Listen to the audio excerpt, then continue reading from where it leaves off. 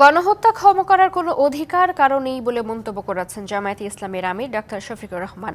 সকালে রাজধানীর মগবাজারে আল ফালা মিলনায়তনে দলের কেন্দ্রীয় মজলিসে সূরার উদ্বোধনী অধিবেশনে এমন মন্তব্য করেন তিনি। বলেন, যারা 15 বছর ধরে জামায়াতের ওপর জুলুম নির্যাতন করেছে, দল হিসেবে তার প্রতিশোধ নেবে না জামায়াত। তবে যারা সুনির্দিষ্ট অপরাধ করেছে তাদের বিরুদ্ধে মামলা হতে হবে এবং শাস্তিও পেতে হবে। প্রতিশোধ না নেওয়ার ঘোষণা মানে জামায়াত আইন নিজের হাতে তুলে নেবে না।